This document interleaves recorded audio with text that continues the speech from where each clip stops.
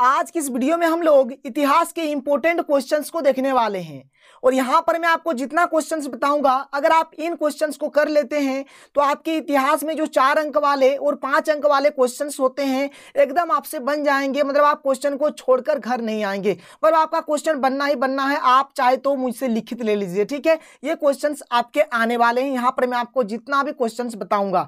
अब देखिए, आपका जो इतिहास का पेपर होता है ना, इतिहास के पेपर में आपका एक क्वेश्चन रहता है 4 नंबर का और एक क्वेश्चन रहता है आपका 5 नंबर का। यानी अगर आप इस वीडियो को, आज की इस वीडियो को अगर अच्छे तरीके से कंप्लीट देखते हैं तो यहां से आपका 9 नंबर आने वाला है, ठीक है। यानी 9 नंबर आपका कहीं नहीं जाएगा। और एक चीज आप जान लीजिए, यहां पर ये जो क्वेश्चंस होते हैं, ये जो यहां पर 4 अंक वाले जो एक क्वेश्चन होंगे और 5 अंक वाले जो एक क्वेश्चन होंगे, ये अथवा देकर रहते हैं। अथवा जो रहता है, मतलब आप समझ पा रहे हैं, मतलब अथवा में किस तरह का क्वेश्चन रहेगा, मतलब ऊपर में आपका एक क्वेश्चन रहेगा और अथवा दे के नीचे आपका एक क्वेश्चन रहेगा। और जब अथवा दे दिया, इसका मतलब या तो आप ऊपर वाले क्वेश्चन का आंसर लिखिए या फिर आप नीचे वाले क्वेश्चन का आंसर लिखिए, जो आपके लिए यहाँ पर एक स्ट्रॉन्ग पॉइंट होगा, ठीक है। और देखिए, एक वीडियो बहुत ही जल्द आने वाला है। मैंने अभी आधा काम कर लिया है और आज रात को मैं आधा और काम करूंगा और मैं सुबह को अपलोड करूंगा। उसमें मैं आपको बताऊंगा कि मतलब जो पूरा सोशल साइंस, चाहे इतिहास हो, भूगोल हो, अर्थशास्त्र हो, नागरिक शास्त्र हो, आपके कौन कौन से चैप्टर से कितने अंक के क्वेश्चंस आएंगे, कहां से आपका 4 अंक वाला क्वेश्चन आएगा, कहां से आपका 5 अंक वाला आएगा, कहां से आपका 2 अंक वाला आएगा, मतलब हर एक चीज का मैं जानकारी देने वाला हूं। मतलब जो मैं सुबह एक वीडियो अपलोड करूंगा उसमें, ठीक है। तो यहां पर मैं आपको केवल इतिहास के इंपॉर्टेंट क्वेश्चन को बताऊंगा। और आपका देखिए, जो सुबह को जो वीडियो आने वाला है, आप उस वीडियो को जरूर देखिए। अगर आप उस वीडियो को देखेंगे ना, तो आपका एकदम सोशल साइंस में बहुत ही अच्छा सुंदर सा मार्क्स आएगा, बहुत ही अच्छा नंबर आएगा। देखिए, थोड़ा सा उसमें मतलब मुझे थोड़ा ज्यादा मेहनत लग रहा है, तो मैं बहुत ही जल्द उस पर भी काम कर दूंगा। तो देखिए, इस साल आपका जो इतिहास में जो क्वेश्चंस आने वाले हैं, कौन कौन चैप्टर से आएगा, तो 4 चैप्टर से क्वेश्चन आएगा। पहला, यूरोप में राष्ट्रवाद का उदय, ठीक है। भारत में राष्ट्रवाद, भूमंडलीकृत विश्व का बनना और औद्योगिकरण का युग, ठीक है। तो इन 4 चैप्टर से ही क्वेश्चंस आने वाले हैं। तो चलिए एक करके देखते हैं। सबसे पहले हम लोग देखते हैं यूरोप में राष्ट्रवाद का उदय, कि यूरोप में राष्ट्रवाद का उदय में आपको कौन कौन से क्वेश्चंस करने हैं। और देखिए, यहां पर मैंने जो क्वेश्चंस का सिलेक्शन किया है, मैंने शर्मा गेस, वर्मा गेस, समुद्रन, मॉडल सेट, जो प्रीवियस ईयर क्वेश्चन बैंक है, मतलब हर एक चीज को मैंने देखा और वहां से मैंने क्वेश्चंस का कलेक्शन किया। और देखिए, आपका जो प्रीवियस ईयर पेपर में आया हुआ क्वेश्चन है वो तो आपका इंपॉर्टेंट होगा ही। तो मैंने हर एक चीज को देखकर इन क्वेश्चंस को सेट किया हुआ हूं। तो देखिए, चलिए देखते हैं। पहला क्वेश्चन देखिए क्या है, कि मारियान और जर्मेनिया कौन थी, जिस तरह उन्हें चित्रित किया गया उसका क्या महत्व था। देखिए, ये जो पहला चैप्टर से मैंने क्वेश्चंस लिया है, इसमें थोड़ा ज्यादा क्वेश्चन है, इसलिए आप कर लीजिएगा। इटली एकीकरण की प्रक्रिया का संक्षिप्त में वर्णन करें। और ये क्वेश्चन इस प्रकार से पूछा जा सकता है अथवा में, कि इटली के एकीकरण में शासक विक्टर इमैनुअल, मंत्री प्रमुख कावूर और जोसेपे गैरिबल्डी की क्या भूमिका थी, चर्चा करें। तो ये 2 क्वेश्चन आपका इटलीकरण का एकीकरण पूछे चाहे ये पूछे, दोनों का मतलब एक ही है। अगला क्वेश्चन क्या है, कि जर्मन एकीकरण की प्रक्रिया संक्षेप में बताएं। मतलब जो जर्मन का जिस प्रकार से एकीकरण हुआ था, इसके बारे में आपको बताना है। आगे देखिए, फ्रांसीसी लोगों के बीच सामूहिक पहचान का भाव पैदा करने के लिए फ्रांसीसी क्रांतिकारियों ने क्या कदम उठाए। और इस क्वेश्चन को इस प्रकार से पूछा जा सकता है, कि फ्रांस में राष्ट्रवाद का विकास कैसे हुआ। अगला क्वेश्चन, नेपोलियन के प्रशासनिक सुधारों का उल्लेख करें, अथवा नेपोलियन संहिता की मुख्य विशेषताएं क्या थी, अथवा अपने शासन वाले क्षेत्रों में शासन व्यवस्था को ज्यादा कुशल बनाने के लिए नेपोलियन ने क्या किया। बात समझ में आ रहा है। तो ये देखिए 3 तरह का क्वेश्चन, ये 3 तरह का क्वेश्चन नहीं है, बल्कि ये एक ही क्वेश्चन है, 3 तरीके से पूछा जा सकता है। तो अगर आपका ये पूछा जाए, ये पूछा जाए या फिर ये पूछा जाए, इसका आंसर एक ही होने वाला है, जो कि मोस्ट इंपोर्टेंट क्वेश्चन है, ठीक है। आगे बात करें, आगे देखिए, यूनानी स्वतंत्रता युद्ध पर संक्षिप्त टिप्पणी लिखें। अथवा इस क्वेश्चन को इस प्रकार से पूछा जा सकता है, कि यूनान के स्वतंत्रता संग्राम पर ध्यान केंद्रित करते हुए बताइए कि 19वीं सदी में राष्ट्र कैसे विकसित हुआ। तो ये क्वेश्चन पूछा जाए, ये क्वेश्चन दोनों सेम टू सेम है। राष्ट्रवादी संघर्षों में महिलाओं की भूमिका पर टिप्पणी लिखें, ठीक है। जो राष्ट्रवादी संघर्ष है उसमें महिलाओं की क्या भूमिका है, क्या रोल है, इसके बारे में आपको टिप्पणी लिखना है। क्लियर है। तो ये था हमारा मतलब पहला चैप्टर का। यहाँ पर और एक क्वेश्चन है, देखिए ये जो क्वेश्चन है ये 3 तरीके से पूछा जा सकता है, कि 1815 ईस्वी में संपन्न वियना सम्मेलन की मुख्य बातें क्या थी, अथवा वियना कांग्रेस में लिए गए निर्णय और उद्देश्यों की व्याख्या कीजिए, या फिर 1815 की वियना संधि के क्या उद्देश्य थे। तो ये 3 क्वेश्चन, देखिए 3 क्वेश्चन नहीं है बल्कि क्वेश्चन एक ही है, और किसी भी तरह से पूछा जाए इसका आंसर आपका एक ही होने वाला है। क्लियर है। आगे बात करें तो चलिए अब हम लोग सेकंड चैप्टर भारत में राष्ट्रवाद के क्वेश्चंस को देख लेते हैं। देखिए एक्चुअल में अगर आप इस साल के मॉडल सेट या फिर अगर आप गेस्ट पेपर को देखेंगे ना तो भारत में राष्ट्रवाद से मतलब अच्छा खासा क्वेश्चन नहीं आने वाला है। मैं आपको बताऊंगा विथ प्रूफ भी दिखाऊंगा मैं आपको। हो सके मतलब ऐसा हो सकता है अगर आप देखेंगे मॉडल सेट 3 जो आपका मॉडल सेट 3 आया है उसी में आपका केवल एक क्वेश्चन पूछा गया है 4 अंक का, यानी कि 4 नंबर वाला।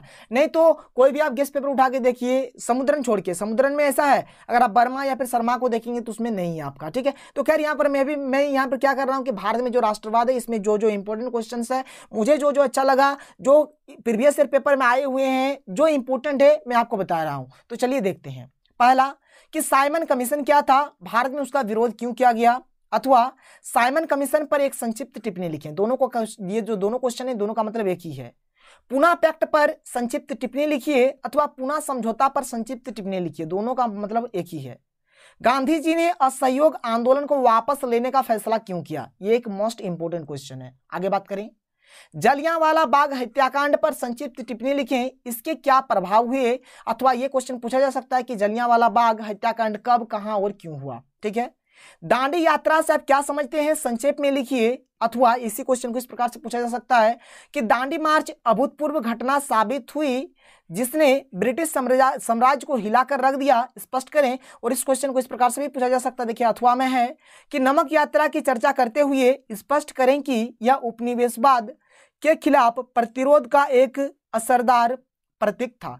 तो किसी भी प्रकार से क्वेश्चन आपका पूछा जा सकता है, जिस टाइप के क्वेश्चंस बनेंगे मैं आपको सारा बता रहा हूं यहां पर। आगे बढ़ें।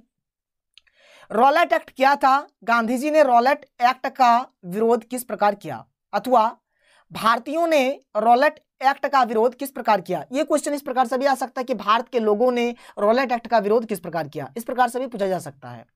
असहयोग आंदोलन में भारतीयों द्वारा अपनाए गए तरीकों की समीक्षा कीजिए। तो कुछ इस प्रकार से क्वेश्चंस पूछे जा सकते हैं। यह हमारा भारत में राष्ट्रवाद का क्वेश्चन है। आगे देखिए अगला जो चैप्टर है क्या है कि भूमंडलीकृत विश्व का बनना। भूमंडलीकृत विश्व का बनना में आपको क्या क्या कर लेना है, देखिए कि बताएं कि पूर्व आधुनिक विश्व में बीमारियों के वैश्विक प्रसार ने अमेरिकी भूभागों के उपनिवेशीकरण में किस प्रकार मदद दी, ठीक है। अफ्रीका में रिंडरफेस्ट का आना के प्रभाव की व्याख्या करते हुए संक्षिप्त टिप्पणी लिखें। देखिए अगला क्वेश्चन क्या है कि कॉर्नर लॉ के समाप्त करने के बारे में ब्रिटिश सरकार के फैसलों के प्रभाव की व्याख्या करते हुए संक्षिप्त टिप्पणी लिखें। क्लियर है। आगे बढ़ें। अगला क्वेश्चन कि भारतीय अर्थव्यवस्था पर महामंदी के प्रभाव की व्याख्या करते हुए संक्षिप्त टिप्पणी लिखें।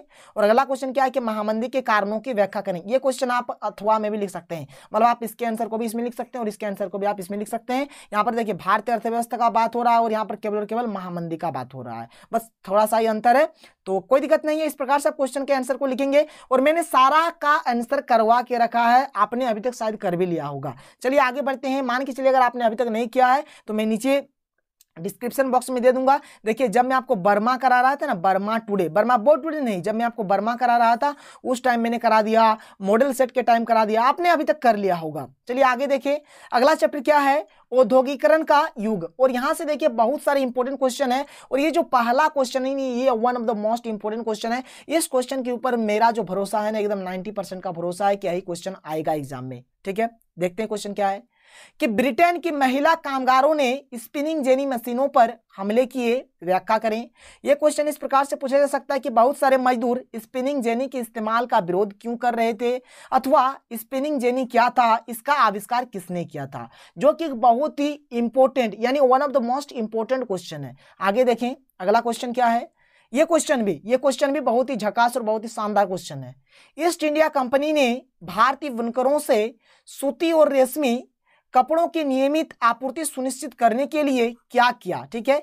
ये अथवा देखिए इसी क्वेश्चन को कुछ इस प्रकार से पूछा जा सकता है कि ईस्ट इंडिया कंपनी ने भारतीय बुनकरों पर निगरानी रखने के लिए गुमास्तों को नियुक्त किया था, व्याख्या करें। या फिर ये क्वेश्चन इस प्रकार से भी पूछा जा सकता है कि गुमास्ता कौन थे, उनकी नियुक्ति क्यों की गई, तो इस प्रकार से पूछा जा सकता है। देखिए ये जो क्वेश्चन ये 3 तरीके से पूछा जा सकता है।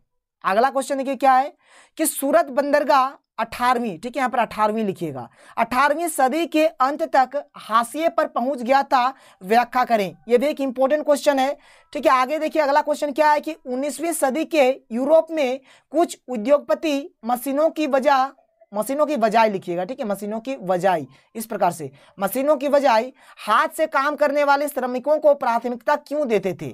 और अगला क्वेश्चन क्या है कि 17वीं सदी में यूरोपीय शहरों के सौदागर गांव में किसानों और कारीगरों से काम करवाने लगे, व्याख्या करें। और ये सब जो क्वेश्चन है ना, ये सब इतिहास के one of the most important question है। अगर आप ये सब क्वेश्चन को कर लेते हैं तो आपका एक भी क्वेश्चन नहीं छूटेगा, ठीक है। और देखिए यहीं तक हमारा लास्ट है। अगर वीडियो आपको पसंद आया है तो वीडियो को आप लाइक कर दीजिए, आप अपने दोस्तों के साथ इस वीडियो को शेयर करें। और देखिए मैं सुबह को जो वीडियो अपलोड करने वाला हूं वो मास्टर वीडियो होगा, अगर आप उसे कर लेंगे तो आपको पता चलेगा कि आपको सोशल साइंस का तैयारी किस प्रकार से करना है। तो चलिए मिलते हैं अगले वीडियो में, थैंक यू।